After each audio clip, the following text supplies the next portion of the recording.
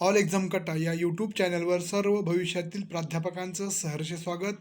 विद्यार्थी मित्रांच्या रिक्वायरमेंटनुसार आपण आज महत्त्वाचा जो विषय आहे कॉमर्स विषय त्या विषयावर आपण चर्चा करणार आहोत. अभ्यासक्रम कॉमर्स विषयाचा जो Maharashtra state eligibility test for lectureship यासाठीचा जो अभ्यासक्रम आहे आणि यू जी सीने रिकमेंड केलेला देखील जो अभ्यासक्रम आहे त्या अभ्यासक्रमाविषयी आपण आज डिटेल्समध्ये सविस्तररित्या आपण चर्चा करणार आहोत. विषय आहे कॉमर्स, वाणिज्य आपण त्याला म्हणतो मराठीमध्ये. तर बघा, एकूण 10 विषयाचा कोड नंबर आहे 50. सब्जेक्ट आहे कॉमर्स, वाणिज्य. आता यामध्ये एकूण 10 घटक आहेत. प्रत्येक घटकावर तुम्हाला 10 प्रश्न विचारले जाणार आहेत. 10 100 म्हणजेच प्रत्येक घटकावर 10 प्रश्न असणार आहेत आणि 100 प्रश्न तुम्हाला विचारले जातात 200 मार्कासाठी. म्हणजेच प्रत्येक घटक तुम्हाला 20 मार्कासाठी आहे आणि खूप महत्त्वाचा आहे. पहिला घटक आहे कॉमर्स हा विषयामधील business, environmental and international business. त्यानंतर दुसरा घटक आहे अकाउंटिंग अँड ऑडिटिंग. त्यानंतर तिसरा घटक आहे बिझनेस इकॉनॉमिक्स. चौथा आहे बिझनेस फायनान्स. पाचवा घटक आहे business statistic and research method. सहावा घटक आहे किंवा युनिट आहे business management and human resource management. त्यानंतर सातवा आहे बँकिंग अँड फायनान्शियल इन्स्टिट्यूशन्स. त्यानंतर आठवा घटक आहे मार्केटिंग मॅनेजमेंट. त्यामध्ये त्याचं आपण सविस्तरित्या मराठीमध्ये बघणारच आहोत खाली. आणि 9वा आहे लीगल आस्पेक्ट्स ऑफ बिझनेस. म्हणजेच जे ॲक्ट आहेत इंडियामध्ये वाणिज्य क्षेत्रामधील त्या ॲक्टविषयी माहिती आहे त्यामध्ये. आणि 10वा शेवटचा घटक आहे किंवा युनिट आहे income tax and corporate tax planning. अशा पद्धतीनं 10 घटक आहेत आणि त्या घटकानुसार तुम्हाला प्रश्न विचारले जाणार आहेत.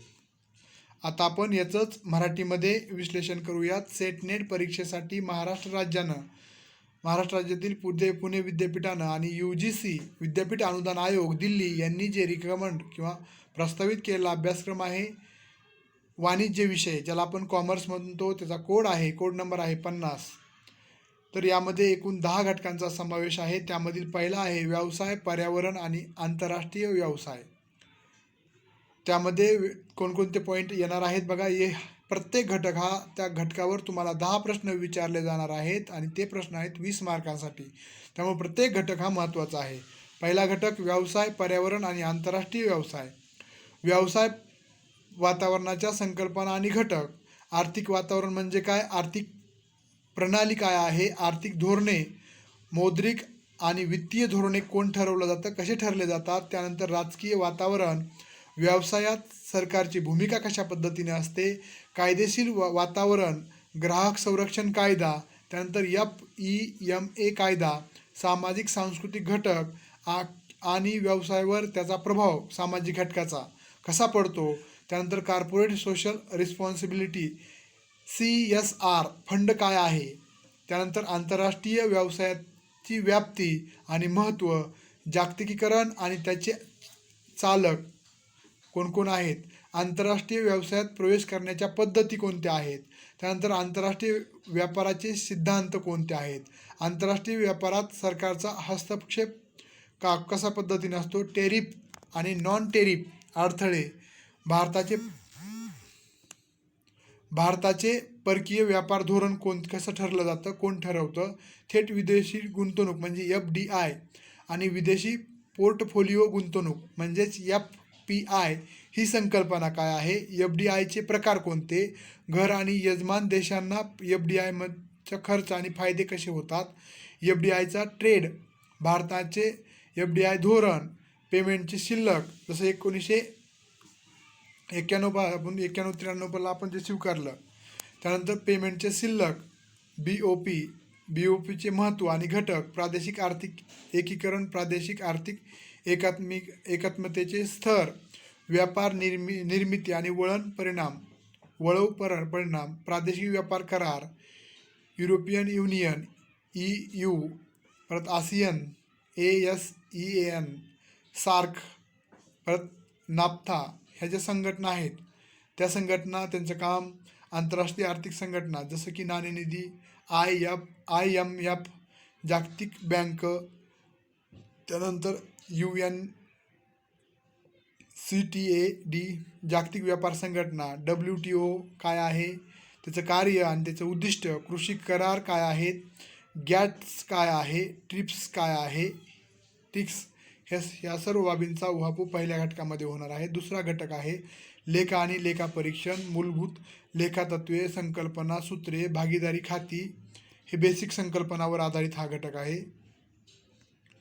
भागीदारीचे संस्थांचे प्रवेश, सेवानिवृत्ती, मृत्यू, विघटन आणि दिवाळखोरी, कॉर्पोरेट अकाउंटिंग, शेअर जारी करणे, जप्त करणे आणि पुन्हा जारी करणे, कंपन्यांचे लिक्विडेशन, कंपन्यांचे अधिग्रहण, विलिनीकरण, एकत्रीकरण आणि पुनर्रचना, कंपन्यांची खाती धारण करणे, कॉस्ट आणि मॅनेज अकाउंटिंग, मार्जिनल कॉस्टिंग आणि ब्रेक इव्हन्स विश्लेषण, मानक खर्च, अर्थसंकल्पीय नियंत्रण, प्रक्रिया खर्च, क्रियाकलाप आधारित खर्च ABC, निर्णय घेण्याचा खर्च, जीवनचक्र खर्च, लक्ष्य खर्च, किझन खर्च आणि JIT, आर्थिक विवरणाचे विश्लेषण, गुणोत्तर विश्लेषण, निधी प्रवाह विश्लेषण, रोख प्रवाह विश्लेषण, मानव संसाधन लेखा, महागाई लेखा, पर्यावरण लेखा, भारतीय लेखा मानके आणि IFRS, ऑडिटिंग, स्वतंत्र आर्थिक ऑडिटिंग, हाऊसिंग, मालमत्ता आणि दायित्वाचे सत्यापन, जाहिरात मूल्यांकन, आर्थिक स्टेटमेंट आणि audit, reporting audit, cost audit, ऑडिटिंगमधील अलीकडचे ट्रेड व्यवस्थापन ऑडिटिंग, ऊर्जा ऑडिटिंग, पर्यावरण auditing, system auditing, safety auditing, हे झालं दुसरा घटक. तिसरा आहे व्यवसाय अर्थशास्त्र. व्यवसाय अर्थशास्त्राचा अर्थ आहे व्याप्ती, व्यावसायिक संस्थाचे उद्दिष्टे, मागणीचे विश्लेषण, मागणीचा कायदा, मागणीची लवचिकता आणि त्याचे मोजमाप, AR काय आहे, MR यांच्यातील संबंध काय आहे, ग्राहक वर्तन कसं असतं, उपयुक्तता व त्याचं विश्लेषण, उदासीनता वक्र विश्लेषण, परिवर्तनीय प्रमाणाचा कायदा, स्केलवर परतावा देण्याचा नियम, खर्चाचा सिद्धांत, short run, long run, cost वक्र, विविध बाजार स्वरूपांतर्गत किमतीचे निर्धारण, परिपूर्ण स्पर्धा, मक्तेदारी स्पर्धा, ऑलिगोपॉली, किंमत निवृत्ती मॉडेल, एकाधिकार, किंमत भेदभाव, किंमत धोरण, किंमत स्किमिंग, किंमत प्रवेश, पीक लोड किंमत, हे झालं तिसरा घटक. चौथा आहे व्यवसाय वित्त, व्याप्ती आणि वित्त स्रोत, लीज वित्तपुरवठा म्हणजे काय, भांडवलीची किंमत आणि पैशाचे वेळेचे मूल्य, भांडवल रचना, कॅपिटल बजेटिंग निर्णय, भांडवली बजेट विश्लेषणाची पारंपरिक आणि वैज्ञानिक तंत्रे, कार्यप्रेरण भांडवल व्यवस्थापन, लाभांश निर्णय, सिद्धांत आणि धोरण, जोखीम आणि परतावा विश्लेषण, मालमत्ता सुरक्षितता, आंतरराष्ट्रीय चलन प्रणाली, परकीय चलन बाजार, विनिमय दर, त्यानंतर जोखीम आणि हाऊसिंग तंत्र, आंतरराष्ट्रीय वित्तीय बाजार आणि साधने, युरोप चलन, GDR, ADR, आंतरराष्ट्रीय लवाद, बहुराष्ट्रीय भांडवली अर्थव्यवस्था, हे झालं चौथ्यामध्ये.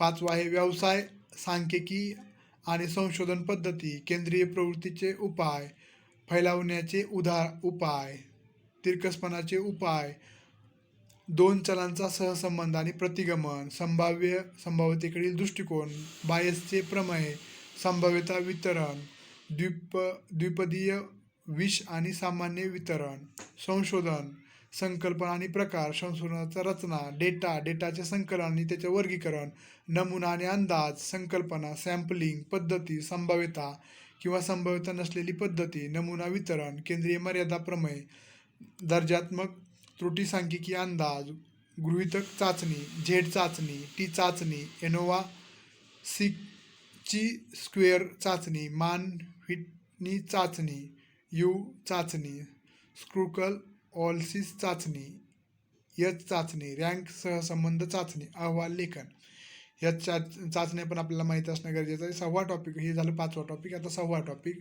व्यवसाय व्यवस्थापन आणि मानव संसाधन व्यवस्थापन. यामध्ये व्यवस्थापनाची तत्त्वे आणि कार्य काय आहे? संघटना, संरचना, औपचारिक आणि अनौपचारिक संस्था. काय औपचारिक म्हणजे काय? अनौपचारिक संस्था म्हणजे काय? नियंत्रणाचा प्रकार आणि कालावधी, जबाबदारी आणि अधिकार आणि विकेंद्रीकरण सोपविणे, प्रेरणा आणि नेतृत्व, संकल्पना आणि सिद्धांत, कॉर्पोरेट प्रशासन आणि व्यवसाय नैतिकता काय आहे? मानव संसाधन व्यवस्थापन, HRMची संकल्पना, भूमिका आणि कार्य, मानव संसाधन व नियोजन, भरती आणि निवड, प्रशिक्षण आणि विकास, वारसा हक्क नियोजन, भरपाई व्यवस्थापन, नोकरीचे मूल्यांकन, प्रोत्साहन आणि फ्रीज फायदे, 360 अंश कामगिरी मूल्यांकनासह प्रदर्शन, मूल्यांकन, सामूहिक सौदेबाजी, व्यवस्थापनात कामगारांचा सहभाग, व्यक्तिमत्व धारणा, वृत्ती, भावना, गट, गतिशीलता, सत्ता आणि राजकारण, संघर्ष आणि वाटाघाटी, ताण व्यवस्थापन, संघटनात्मक संस्कृती, संघटनात्मक विकास आणि संघटनात्मक बदल. ह्या पुढचं आहे बँकिंग आणि वित्तीय संस्था. बघा कोणत्याही विषयाच्या टायटलमध्येच त्याचा आशय लपलेला असतो. बँकिंग आणि वित्तीय संस्था म्हणजे सर्व बँकिंग संस्था. भारतीय आर्थिक व्यवस्थेचा आढावा, बँकांचे प्रकार, व्यावसायिक बँका, प्रादेशिक बँका, परदेशी बँका, सहकारी बँका, रिझर्व्ह बँक ऑफ इंडिया, याचे कार्य, भूमिका, चलनविषयक धोरण, त्याचं व्यवस्थापन कसं करते. त्यानंतर भारतीय बँकिंग क्षेत्रातील सुधारणा, बेसल मानदंड काय आहे, जोखीम व्यवस्थापन काय आहे, NPA काय आहे, व्यवस्थापन काय आहे, आर्थिक बाजार म्हणजे काय, मनी मार्केटिंग काय आहे, भांडवली बाजार, सरकारी रोखे बाजार, वित्तीय संस्था, वित्तीय विकास संस्था, नॉन बँकिंग वित्तीय कंपन्या, म्युच्युअल फंड, पेन्शन फंड,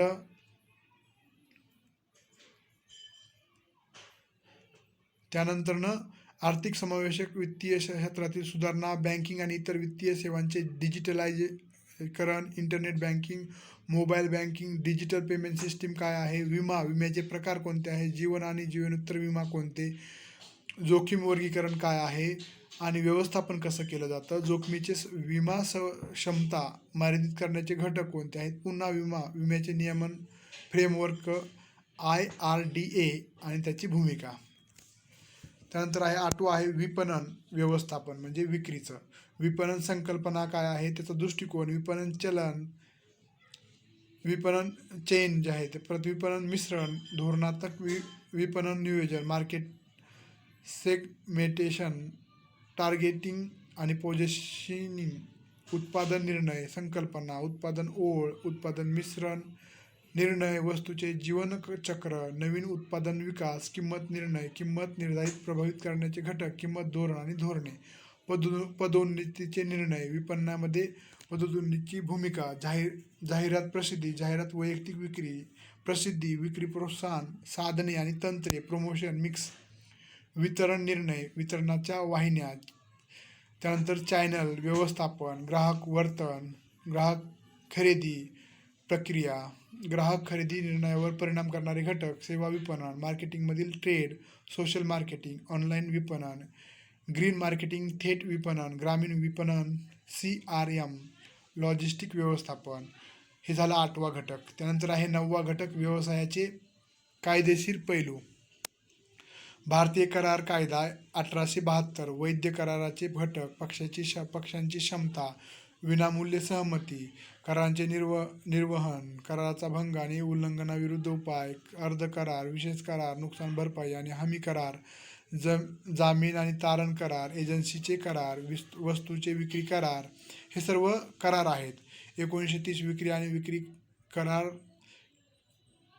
त्यानंतर negotiable investment act 1881, negotiable investment प्रकार, वाटाघाटी आणि असाइनमेंट, निगोशिएशन इन्स्टिट्यूटचा अनादर आणि डिस्चार्ज, कंपनी कायदा 2013, कंपनीचे स्वरूप आणि प्रकार, कंपनीची निर्मिती, संयुक्त स्टॉक कंपनीचे व्यवस्थापन, बैठक आणि संपुष्टात येणे, मर्यादित दायित्व भागीदारी, भारतात LLPची रचना आणि प्रक्रिया, स्पर्धा कायदा 2002, उद्दिष्टे आणि मुख्य तरतुदी, माहिती तंत्रज्ञान कायदा 2000, उद्दिष्टे आणि मुख्य तरतुदी, सायबर गुन्हे आणि दंड, RTI कायदा 2005, उद्दिष्टे आणि मुख्य तरतुदी, बौद्धिक संपदा कायदा, पेटंट ट्रेडमार्क आणि कॉपीराईट, बौद्धिक संपदामध्ये उदयोन्मुख समस्या, वस्तू आणि सेवा कर, GST, उद्दिष्टे आणि मुख्य तरतुदी, GSTचे फायदे, अंमलबजावणी, यंत्रणा, दुहेरी GSTचे काम.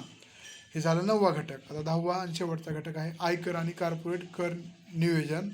यामध्ये आयकर मूलभूत संकल्पना, आयकर म्हणजे काय त्याची संकल्पना, निवासी स्थिती आणि कर घटना, मुक्त उत्पन्न, कृषी उत्पन्न, विविध शीर्षकाखाली करपात्र उत्पन्नाची गणना, एकूण उत्पन्नातून वजावट, व्यक्तीचे मूल्यांकन, मिळकतीचे क्लबिंग, आंतरराष्ट्रीय कर, दुहेरी कर आकारणी आणि त्याची टाळण्याची यंत्रणा, हस्तांतरित किंमत, कॉर्पोरेट कर नियोजन, कॉर्पोरेट कर नियोजनाचे संकल्पना आणि महत्त्व, कर टाळणे विरुद्ध कर चुकवणे, कॉर्पोरेट कर नियोजन तंत्र, विशिष्ट व्यावसायिक परिस्थितीमध्ये कर विचार, निर्णय घ्या किंवा खरेदी करा, मालमत्तेची मालकी किंवा भाडेपट्टी, राखून ठेवणे, मालमत्तेचे नूतनीकरण किंवा बदली, बंद करा आणि ऑपरेशन सुरू ठेवा, स्रोतावर कर वजावट आणि संकलन, कराचा आगाऊ भरणा, आयकर रिटर्नची फायलिंग.